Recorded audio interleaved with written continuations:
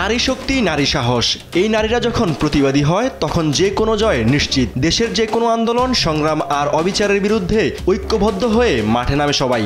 আর তাদের সামনের সারির মুখ্য ভূমিকায় থাকে নারীরা। এ যেমন ২৪-এর অভ্যুত্থান, সামনে থেকেই নেতৃত্ব দিয়েছে নারীরা। ছাত্র জনতার জুলাই আন্দোলনের প্রতিটি মুহূর্তেই মমতাময়ী নারীদের প্রতিবাদী অংশগ্রহণ ছিল অনুপ্রেরণা ও উদ্দীপনার। অসীম শক্তিধর সন্ত্রাসী ও বেপরোয়া আইন শৃঙ্খলা বাহিনীর তাক করা অস্ত্রগুলির সামনে সাহসী নারীরা দাঁড়িয়েছিলেন ঢাল হয়ে। তাদের প্রতিবাদ আন্দোলনকারী শিক্ষার্থীদের জন্য টনিক হিসেবে কাজ করেছে। শেষ পর্যন্ত জয় হয়ে ঘরে ফিরেছে নারীরা। ৩৬ দিনের আন্দোলনে এসব সাহসী বীর নারীদের অবদান অনবদ্য। ইতিহাসের পাতায় তারা ইতিহাস পরিবর্তনের নায়িকা হয়ে থাকবেন। জুলাই আন্দোলনে অংশ নেওয়া কন্যা জননীদের কীর্তিগাথা অবদান থাকবে স্মরণীয় হয়ে। সাহসী নারীদের প্রথম কাতারের একজন উমামা ফাতেমা। বৈষম্য বিরোধী ছাত্র আন্দোলন ও পরবর্তী সময়ে জুলাই গণ আন্দোলনের বিপ্লবীদের অগ্রভাগের বিশেষ ভূমিকায় ছিলেন উমামা। অন্য সহযোদ্ধাদের সঙ্গে রাজপথে ছিল তার সরব উপস্থিতি। বক্তব্য আর স্লোগানে সাহস যোগান এই বিপ্লবী।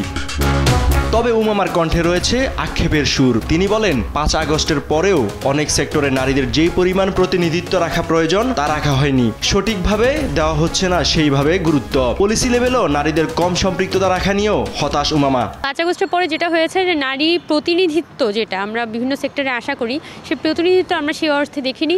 আর যে প্রতিনিধিত্বগুলো হয়েছেও সেটাও কিন্তু নারীকে নিয়ে, মানে পলিসি লেভেলে নারীদেরকে ইনক্লুড করার ক্ষেত্রে খুব একটা ভূমিকা রাখতে পারেনি। শুধু উমামাই নয়, আন্দোলন সংগ্রামে পাবলিক প্রাইভেট বিশ্ববিদ্যালয়, স্কুল, কলেজ, মাদ্রাসা সহ সর্বস্তরের নারীরা স্বতঃস্ফূর্তভাবে অংশগ্রহণ করেছিলেন। শুধু তারাই নয়, তাদের সাহস যোগাতে মাঠে নেমে আসে ঘর সামলানো মায়েরা। বুক পেতে রক্ষা করে তাদের সন্তানদের।